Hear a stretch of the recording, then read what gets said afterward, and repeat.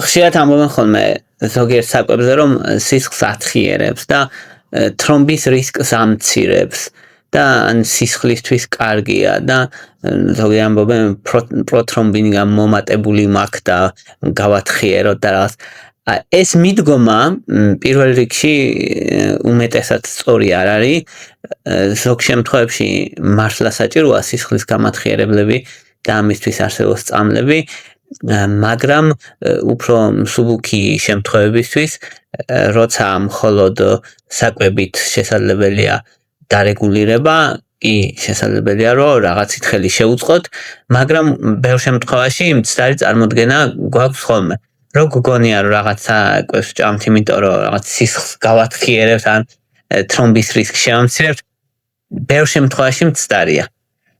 ამიტომ გეტყვით ტოპ 10 საკვებს, რომელზეც ამბობენ რომ აი სისხლს ათხიერებს და სინამდვილეში ასე არ არის ან ნაწილობრივ არის ასე და გეტყვით ტოპ 10, რომელიც ნამდვილად მოქმედებს, შეიძლება პირდაპირ სისხლს არ ათხიერებს, ეგეთ ძალიან ცოტაა რომ საკვებმა სისხლი გაათხიეროს, მაგრამ ეხმარება სისხლძარღვებს, ეს ნამდვილად შესაძლებელია და რომ შეამციროს თრომბის განვითარების რისკი. თავარი აზრი ეგაა, თორე თვითმიზანი ჩვენი სისხლის გათხიერება არ არის ხოლმე. თვითმიზანი არის რომ თრომბის რისკი შევამციროთ მაქსიმალურად, რომ ადამიანს არ დაემართოს ინფარქტი ან ინსულტი. უმეტესად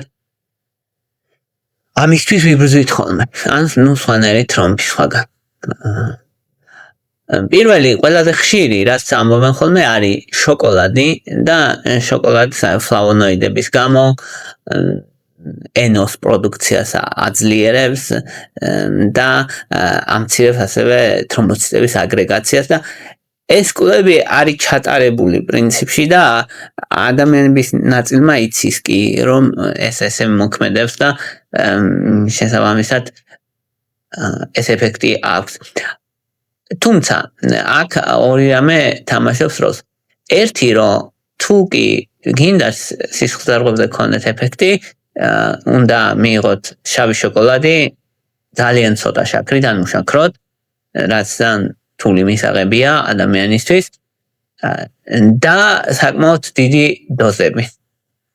რაც შეეხება იმას, რომ ახლა შოკოლადს პატარა პორციებს შეჭამ ადამიანი და სისხლძარღვებს ურთქლდები, არა, პირიქით ის შოკოლადი შეიცავს შაქარს, შაქარი ისეთი ოქსიდაციური სტრესია ორგანიზმისთვის, რომ ის პატარა ბენეფიტი, რომელიც იმ ცოტა კაკაოშია, შეგვიძლია უგულებელყოთ. ამიტომ რაიმე მნიშვნელოვანი უპირატესობა შოკოლადის მიღება სისხლძარღვებისთვის დიდი მნიშვნელობა არ აქვს, თუ ძალიან მაღალი პროცენტიან შოკოლადს ისიც ძალიან დაბალი ცხიმით და ძალიან დაბალი შაქრით არიღებთ. მეორე მნიშვნელოვანი საკვები, რომელზეც ასევე ხშირად ამბობენ, რომ არის ძალიან ეფექტური, არის წითელი ღვინო. წითელ ღვინოზე რამდენიმე მოსაზრება არსებობს, რესვერატროლი მაგალითად, პოლიფენოლები ასევე, რომელიც ამცირებს LDL ქოლესტერინს, LDL-ის ოქსიდაციას ამცირებს და სისხლზე გამათხიერებელი ეფექტი აქვს და ფრანგულ პარადოქსს უკავშირებენ ხოლმე წითელ ღვინოს. ფრანგულ პარადოქსში გულისხმობენ იმას, რომ მიუხედავად იმისა, რომ სვამენ ფრანგები ცოტას ცოცხლობენ დიდხანს და ასე და ეხლა მან არის ერთი ის მთავარი, რომ ეს ფრანგულ პარადოქსში ღვინო არ აღმოჩნდა, ის ღვინო არ აღმოჩნდა, რაც მოაქვს ბენეფიტი. თვითონ ის მედიტერიანული დიეტა, ხმელთაშუა ზღვის დიეტა აღმოჩნდა კვება, რომელიც მდიდარია თევზეულით, ბოსტნეულით, ხილით და ცოცხალი საკვებით, ეგ აღმოჩნდა რეალურად თავარი მოთამაშე და არა ალკოჰოლი. მაგ დროს ადამიანები და ეს ფრანგულ პარადოქსში მთავარია ის სხვა საკვები და არა ღვინო. ანუ ღვინის როლი არ არის პირიქით, ანუ ღვინოს აქვს უარყოფითი ეფექტი, მაგრამ ღვინის მიუხედავად მაინც დიდხანს ცოცხლობენ ადამიანები, რადგან იკვებებიან ჯანსაღად და კარგად. ეგ არის აზრი. ეხლა რაც შეეხება იმ პოლიფენოლებს და იმას რესვერატროლს ღვინოში, ერთი არის რომ ალკოჰოლი წინაგულოვანი ფიბრილაციების რისკს ზრდის და ეგ პირიქით თრომბის წარმოქმნას ხელს უწყობს. ამიტომ არაფერი საიმედო მანდ არ არის რომ თრომბისთვის მიიღო ღვინო. მეორე არის რომ თუ რესვერატროლით გინდა რომ მიიღო სარგებელი რესვერატროლი იმისთვის რომ რაიმე გაზომვადი სარგებელი მიიღო ორგანიზმში ლიტრობით ღვინოა საჭირო. ლიტრობით წითელი ღვინო დღეში. და ნუ აი ეხა წარმოუდგენელია ზღაპარია ყველა მიცის რომ ლიტრობით დალევა ანუ საღიაზრის მქონე ადამიანი ყველა მიხვდება რომ ზიანი იმდენად დიდი იქნება მაგ დროს რომ ის რესვერატროლი ვერაფერს ვერ გიშველის.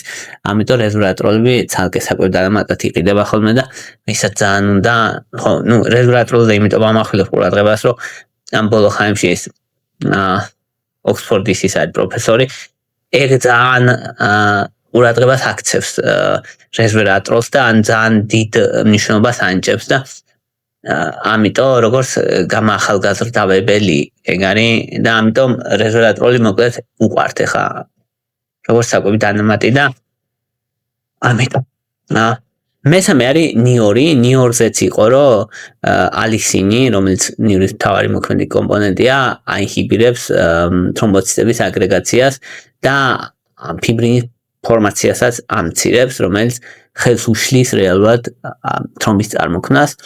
ხო ეგ მართალია ოღონდ მაღალ დოზებში და ერთი ცალი კბილი დღეში არ არის საკმარისი იმის ანუ ერთი კბილი ნიორი იმისთვის საკმარისია რომ ზოგადად ჯანმრთელობისთვის პოზიტიური გავლენა ჰქონდეს ნიორს მაგრამ იმისთვის რომ ან სისხლი გაათხიერო ან რაღაცა ეგ არ ხდება. ისიც გასათვალისწინებელია რომ ალისინი არის არასტაბილური და ადვილად იშლება მოხარშვისას. ამიტომ ადამიანი თუ საკვებით იღებს ხოლმე ნიორს ძალიან მცირე დოზით იღებს. ამიტომ რაიმე მნიშვნელოვანია ამიტომ ცალკე იღებენ ხოლმე ნიურის ექსტრაქტს.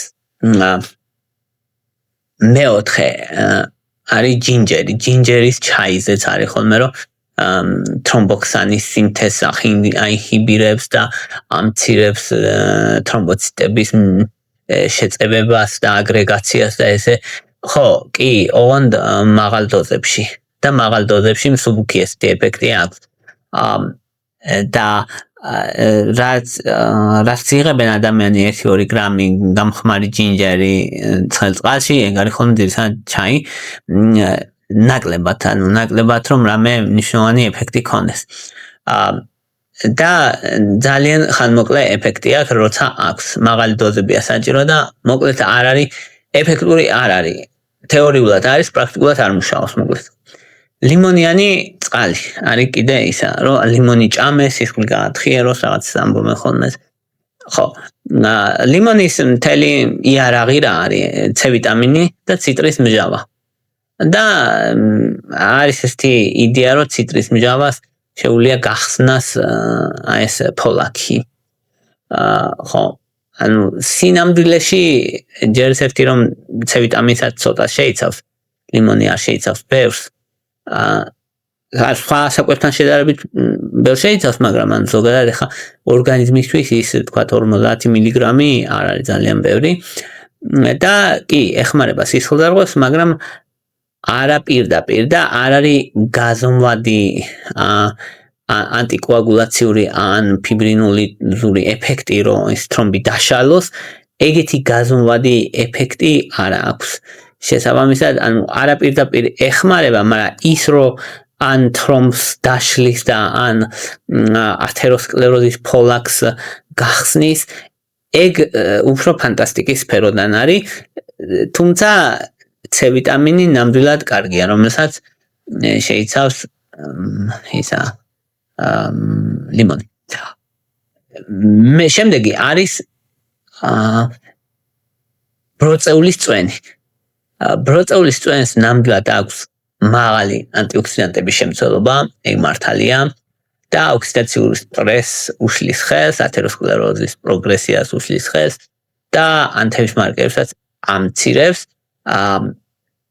ოღონდ ერთი რომ პირდაპირ შედეგი არ აქვს ასევე მასაც ან კვლევებმა აჩვენა რომ არ ამცირებს თრომბოზის რისკს, არ ამცირებს ინფარქტის რისკს, არ ამცირებს ინსულტის რისკს. შესაბამისად, ანუ ის ადამიანები, ვინც სვავდნენ, ისევ იგივე სიხშირით ემართებოდათ, რაც დაემართებოდათ მის გარეშე. ხო, პირადი კომფორტისთვის შეიძლება, მაგრამ ისე არ არის კარგია, მაგრამ როგორც სისხლის გამათხირებლად არ არის ეფექტური. შემდეგი არის მწვანე ჩაი, ეს მე-7-ია. მწვანე ჩაი არის კატექინების გამო და რომელიც კატექინები ამცირებს LDL ქოლესტერინს, ამცირებს თრომბოციტების აგრეგაციას და იცავს სისხლის დარღვევას. ხო, მწვანე ჩაის აქვს ნამდვილად გავლენა ქოლესტერინზე, ეგ კვლევები ხშირად ცხადყოფს ამას, უბრალოდ მაღალი დოზებია საჭირო. მაღალი დოზებია საჭირო, ეხლა მაგალითად 5 ჭიქა ჩაი უნდა დალიო მწვანე ჩაი დღეში და რეგულარულად რაიმე გაზომვადი შედეგი ქონდეს და ანუ უბრალოდ მწვანე ჩაის დალევით ძნელია. მერვე არის ტურმერიკი, იგივე კურკუმინი, რომელსაც ანტიოქსიდანტური ეფექტი ნამდვილად აქვს და ნამდვილად შეუძლია რომ შეამციროს ანთება, ასევე შედეგად შეამციროს თრომბის წარმოქმნის რისკი და ფიბრინის პროდუქცია, მაგრამ ადამიანების კვლევებში ის დოზები, კულინარიული დოზები, რომელიც გამოიყენება, რაც საკვებად იღებს ადამიანი კურკუმის, იმას ანაკლებად აქვს ეფექტი, ანუ ერთ-ერთი ცუდად შეიწოვება ტურმერიკი და მეორე ერთ-ერთი კიდე დოზები დაბალია ისედაც და კიდე ცოტა შეწოვა რო ემატება საერთოდ პრობლემაა. შეწოვის გაძლიერების მიზნით უმატებენ პიპერინს, პიპერინი არის იგივე წიწაკა, შავი წიწაკა და ეგ აძლიერებს შეწოვას ნამდვილად, თუმცა მაღალი დოზებია საჭირო იმისთვის რომ ეფექტი ქონდეს. და თაფლზეც ამბობენ ხოლმე რომ თაფლი სისხლს ათხიერებს და კარგია, პირდაპირ ანტიკოაგულაციური ეფექტი არ აქვს, კვლევები ესე ცხადყოფს, არც თრომბოციტების აგრეგაციის საწინააღმდეგო მოქმედება აქვს პირდაპირ. ძირითადი ბენეფიტები აქვს იმითი რომ ჩვეულებრივ შაქრებს ჯობია შედარებით და შაქრის შემცვლელად გამოყენება, ანტიოქსიდანტები აქვს, ვიტამინები, მინერალები, ფერმენტები, რაღაც შედარებით ჯობია, შაქარს ჯობია მოკლედ. მაგრამ ეხლა ის რომ მეტს მოელოდე რაღაც განსაკუთრებულს, ესე არ არის. ხო, შაქრითაც შეიძლება წონაში მატება და თაფლით. და ისიც არის ნიშნულია რომ არ მოველოდეთ თაფლისგან სასწაულს, ბევრი თაფლი წამალი არ არის, ბევრი თაფლი მოგამატებინებს წონაში. ახლა გადავიდეთ იმ საკვებზე, რომელიც ნამდვილად კარგია სისხლის დარღვევისთვის და კვლევები აჩვენებს რომ მართლა ამცირებს თრომბის განვითარების რისკს. ესეთი არის თევზი პირველ რიგში. თევზებში ორაგული სარდინი და კიდე ბევრნაირი თევზი, მოკლედ ცოტა ცხიმიანი თუ ათევზი კაია. თრომბოქსანის სინთეზს ამცირებენ, რომელიც და ეს თრომბოქსანი კიდე თრომბის წარმოქმნას უწყობს ხელს და ამით აუმჯობესებს. ასევე ვინაიდან ეს თევზის ქონი შეიცავს EPA-ს და DHA-ს, ინტეგრირდება თრომბოციტების მემბრანაში და ხელს უშლის თრომბოციტების აგრეგაციას, მოკლედ ეგ არის აზრი. შესაბამისად, დაახლოებით თითქმის 30%-ით აუმჯობესებს გულსისხლის დარღვევა ფუნქციას თუ რეგულარულად იღებს ადამიანი, რა თქმა უნდა ჯანსაღმებასთან ერთად. ასევე გულის რითმს აუმჯობესებს და ტრიგლიცერიდების სინთეზს ამცირებს ღვიძლში. მოკლედ ბევრი დადებითი მხარე აქვს ომეგა-3-ს, ამიტომ რომ ანუ თევზის ქონი ომეგა-3 მართლა ძალიან კაია, ანუ უბრალოდ კარგი კი არა, ძალიან კარგია.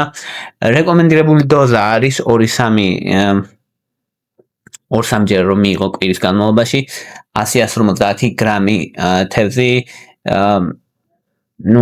რა თქმა უნდა გამზადებული. თუ კი საუბარია დამატებზე, თევზის ქონი დაახლოებით 1 გრამი დღის განმავლობაში ომეგა-3 საკვებ დამატებად, შესაძლებელია მეტიც.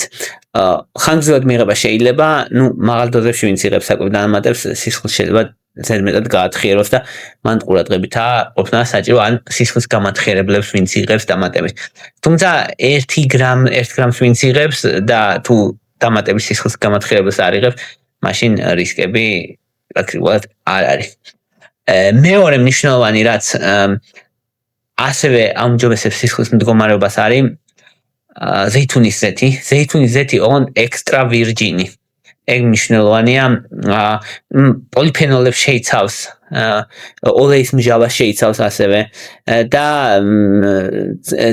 ცხიმოვან ოქსიდაციას ხელს უშლის, LDL-ის ოქსიდაციას, ცუდი ქოლესტერინის ოქსიდაციას უშლის ხელს. ასევე ანთებას ამცირებს და ცერეაქტიულ ცილას ამცირებს. ეგეც მნიშვნელოვანია და აზოტის ოქსიდის გამომუშავებას ხელს უწყობს და სისხლძარღვებს აფართოებს. ანუ ჯამში მნიშვნელოვნად ეხმარება ორგანიზმს, ეხმარება გულ სისხლძარღვთა სისტემას. ოპტიმალური დოზა არის 20-დან 50 მილilitrამდე დღის განმავლობაში, 1-2 სუფრის კოლზი დღის განმავლობაში, რომ მიიღოს ადამიანმა. ხანგრძლივი მიღება შესაძლებელია და პირიქით პრობლემა არ არის და კვლევები რო ჩატარდა და ვინც იღებდა რეგულარულად ამ ზეითუნის ზეთს, extra virgin oils, დაახლოებით 30% ნაკლებად ჰქონდა გულსისხლძარღვთა პრობლემები. განსაკუთრებით მნიშვნელოვანი ანუ სტენოკარდია, ინფარქტი და ამ შემდეგ. მესამე მნიშვნელოვანი არის თხილეულობა. თხილეულობაში ამ შემთხვევაში გულისხმობ ნიკოს, ნუშს, ჩვეულებრივ თხილს. ეგენც მნიშვნელოვნად აუმჯობესებენ სისხლძარღვების მდგომარეობას, შეიცავენ ომეგა-3-ს, ვიტამინ S, მაგნიუმს, L-არგინინს და აზოტის ოქსიდის გამომუშავებას ხელს უწყობენ.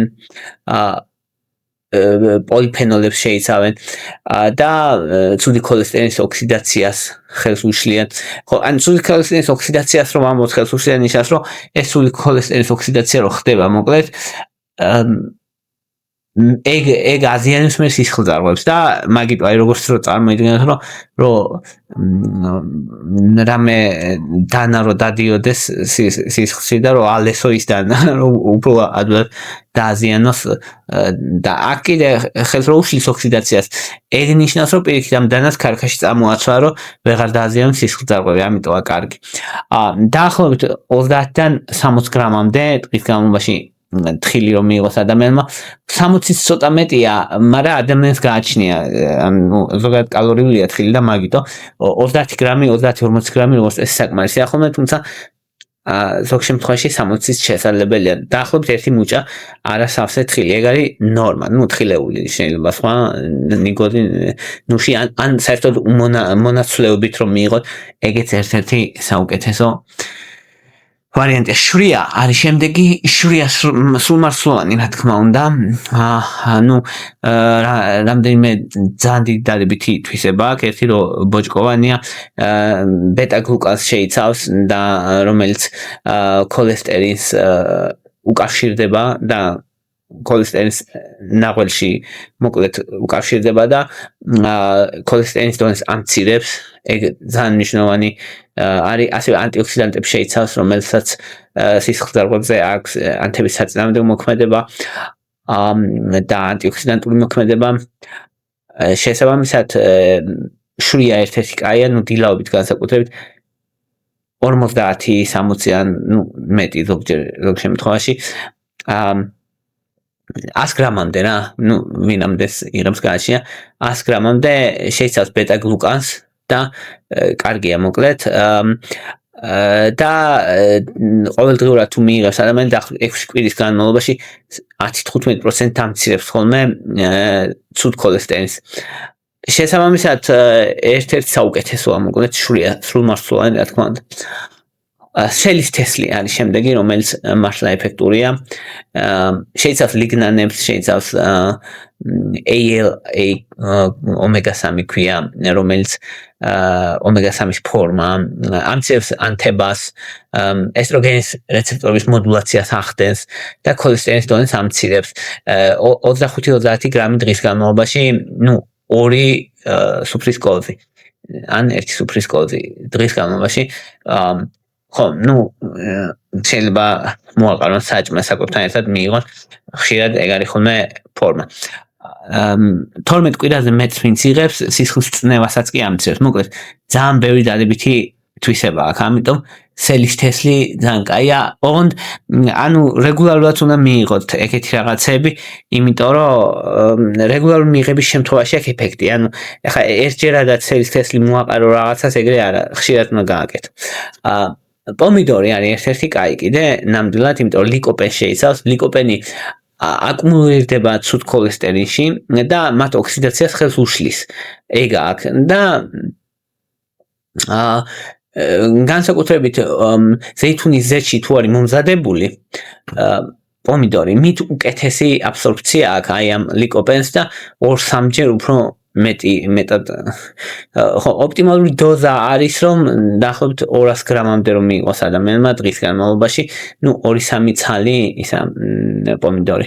დაახლოებით ეს არის 10-15 მილიგრამი ლიკოპენი და ვინც რეგულარულად მოიხმარს იმ ადამიანს 26% შემცირებული აქვთ ინსულტის რისკი.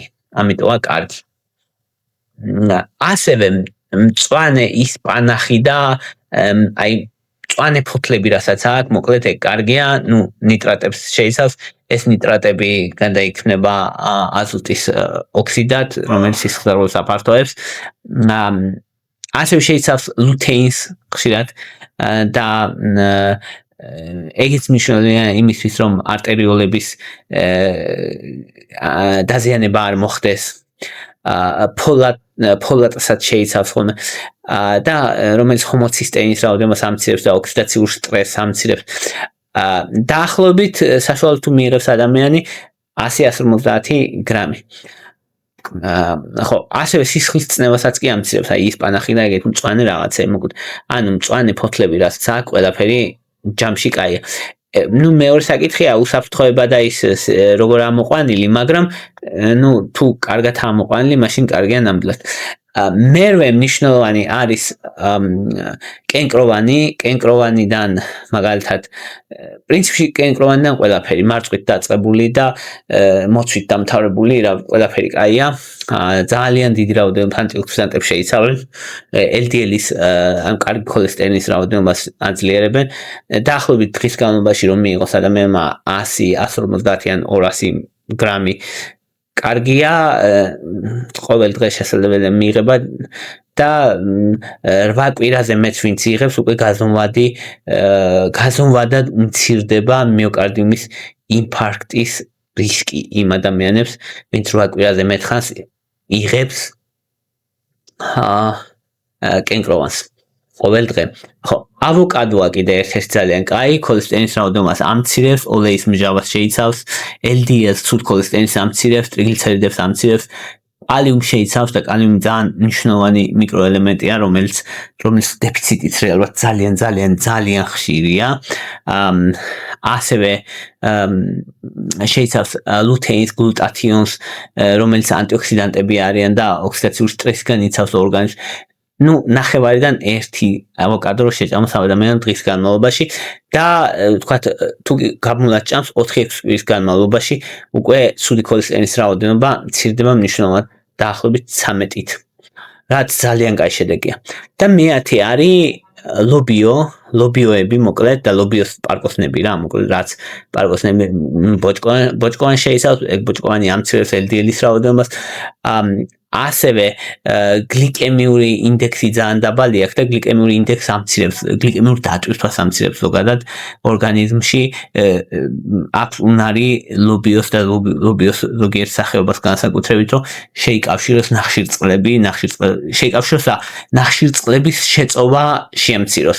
ანუ აინჰიბირებს იმას ამილაზას ფერმენტია, რომელიც ნახშირწყლების გადამომუშავებისთვის არის აუცილებელი სახამებლისთვის განსაკუთრებით და მაგ მხრივ ძალიან მაგარია ამ მხრივ ნამდვილად ლობიო, იმიტომ რომ ლობიო და პური რო ჭამოს ადამიანმა, ერთი რო კარგად ნაყრდება და მეორე კიდე რო იმ პურისგან ძალიან სინამდვილეში ცოტა გლიკემიურ დატვირთვას იღებ, რაც მნიშვნელოვანია.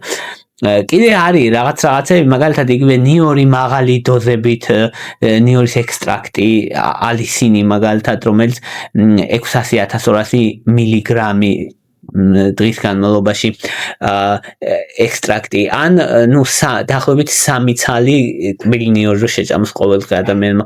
ბევრთვის დიდია ეგ დოზა, მაგრამ ეფექტი ეგეთ დოზას აქვს. ასევე მწვანე ჩაიძეც რო თქვით, მაგალითად მწვანე ჩაი თუ 5 ჭიქას ვსვავ დღეში აქვს ეფექტი, ან EGCG-ს ისინი საკვები დანამატები მაგასაც ეკვივალენტი რა 400-500 მილიგრამი EGCG ექსტრაქტი უნდა მიიღო, რაც დაახლოებით არის 5 ჭიქა მწვანე ჩაი. ხო, ასევე სრულმარცვლოვანი ყველაფერი კაია პრინციპში, სოიო კაია, ძილები კარგია, ციტრუსებიც კარგია ჯამში, იმიტომ რომ C ვიტამინი შეიცავს, ოქსიდაციურ სტრესს ამცირებს, შავი ლობიო, შავი შოკოლადი, ოღონ უშაქრო, თუ შეძლებს 85%-იანი ან მეტი 20-30 გრამი დღის განმავლობაში, კარგია, მაგრამ შაქრიანი პირიქით, როგორც თქვით, სუდია და ხო, ფისტა კიდე ფისტაც საკმაოდ კარგია, ქოლესტერინის შეწოვას ამცირებს და მაგ მხრივაა კაი. შესაბამისად, ან ბევრი საკვებია სინამდვილეში კარგი, მაგრამ ტოპ 10-ში რაც დავასახელე, ყველაზე მეტი კვლევები იმას აქვს. აი ეს იყო რის თქმაც მინდოდა, მადლობა რომ მისმენთ. თუ მოგწონთ ჩემი ვიდეოები და გინდათ დონაციების გაკეთება, ანუ ხარხის მხარდაჭერისთვის, მაშინ შეგიძლიათ მაქვს ანგარიშის ნომრები მითითებული აღწერაში. ვისაც დონაციას პლუს ჩემთან კითხვები აქვს და ეს დეტალურად რაღაცები აინტერესებს, ამისთვის მაქვს პატრეონი, პატრეონზე შეგიძლიათ პატრეონის ლინკიც მაქვს აღწერაში მითითებული. ვისაც უბრალოდ მხარდაჭერა გინდათ, ეგეც ძალიან დიდი საქმეა, გამოწერეთ, დალაიქეთ, დაკომენტარეთ, გააშიარეთ, ნებისმიერი აქტივობა წაადგება მოკლედ არხს. მადლობა რომ მისმენთ, მადლობა რომ ჩემთან ხართ.